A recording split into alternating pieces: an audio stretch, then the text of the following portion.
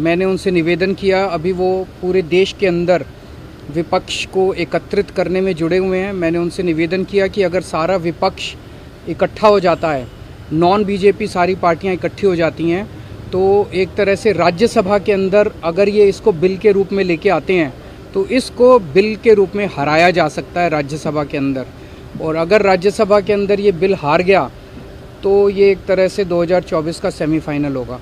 फिर एक मैसेज चला जाएगा पूरे देश के अंदर, ये बिल अगर हार जाता है तो मैसेज पूरे देश में जाएगा कि 2024 के अंदर बीजेपी की सरकार जा रही है। बहुत अच्छा। तो हम लोग आए हुए थे यहाँ, तो आए ही थे आपसे मिलने के लिए, और इनको काफ़ी जो सुप्रीम कोर्ट का फैसला हुआ बहुत अच्छा लगा, और हम लोग तो देखते ही रहे। अब उसके बाद जो कुछ भी करने की कोशिश हो रही है केंद्र सरकार के द्वारा, ये तो एक विचित्र बात है। अब आप जरा संविधान को देख लीजिए, क्या अधिकार है।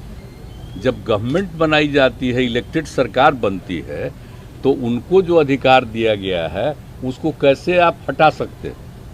ऐसा तो कुछ नहीं है। लेकिन अब किस तरह से हो रहा है, इसलिए तो हम लोग कह रहे हैं कि सारे देश में सब लोग एकजुट हों, ताकि ये लोग संविधान का भी और किसी भी चीज़ का अपने ढंग से जो इधर से उधर कर रहे हैं, और किस तरह का माहौल बन रहा है।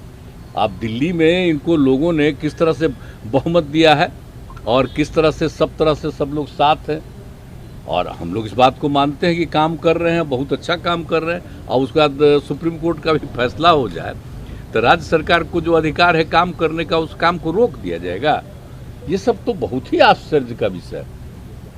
तो ये हम लोग तो बिल्कुल इनके साथ हैं, और जो कुछ भी है हम लोग जो आगे भी जो मीटिंग करेंगे, जो हम लोग कोशिश कर रहे हैं कि ज़्यादा से ज़्यादा विपक्षी पार्टियां एकजुट हो जाएं, और मिल करके हम लोग पूरे देश में अभियान चलाएं, हर राज्य में अभियान चलाएं कि सब कुछ कानून का पालन होना चाहिए, आपस में सब लोगों के बीच में प्रेम और भाईचारे का भाव होना चाहिए, और जिस तरह से लोगों के बीच में विवाद पैदा करने की कोशिश होती है, उन सब चीज़ को बंद करना चाहिए, और देश आगे बढ़ेगा।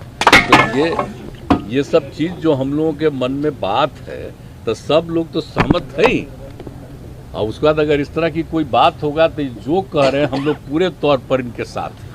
ये जो भी कह रहे हैं बिल्कुल ठीक कह रहे हैं, इनके साथ हम लोग हैं पूरे तौर पर। हम लोग तेजस्वी जी देखिए, सारी बातें माननीय मुख्यमंत्री जी ने स्पष्ट रूप से कह ही दिया है।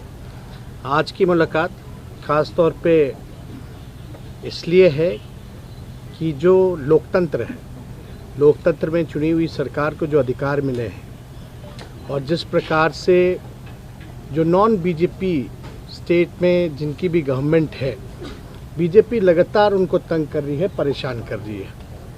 तो जो परेशानी अरविंद केजरीवाल जी झेल रहे हैं, हम यहाँ पूरी तरीके से इनको समर्थन देने आए हैं कि इनके साथ अन्याय कर रही है केंद्र की सरकार।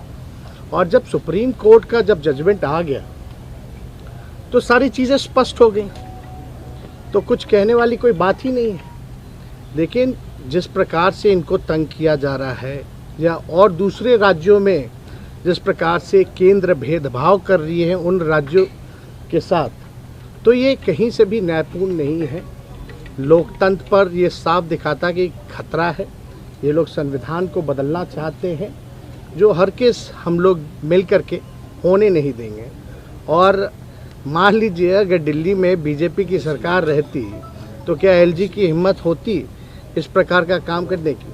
तो एक बात से पूरी तरीके से हम लोग विश्वास के साथ कह सकते हैं, जितना भी ये अरविंद केजरीवाल जी को सताएंगे, तंग करेंगे, ये उतने ही मजबूत होंगे। और मैं पूर्ण विश्वास के साथ कह सकता हूँ कि बीजेपी कभी भी दिल्ली में वापसी नहीं करेगी। तो हम लोग सब लोग इनके समर्थन में हैं, और सब लोग मिल करके हम लोग जो है देश हित के लिए काम करेंगे। क्या गठबंधन को लेकर इसी मुद्दे पे, अध्यादेश वाले मुद्दे पर क्या आप कांग्रेस से भी बात करेंगे? राज्यसभा में कांग्रेस का समर्थन होगा, क्योंकि जेएनसीडी एक्ट पे भी कांग्रेस वॉकआउट कर गई थी। आप लगातार कांग्रेस से बातचीत की है, तो हमारी बातचीत कांग्रेस से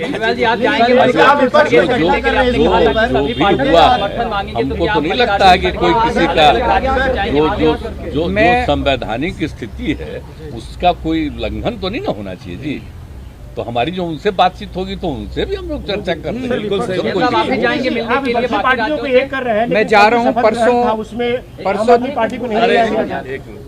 परसों 3 बजे ममता जी के साथ मेरी कलकत्ता में मीटिंग है और उसके बाद एक एक करके मैं हर पार्टी अध्यक्ष से पूरे देश के अंदर मैं मिलने के लिए जाऊंगा।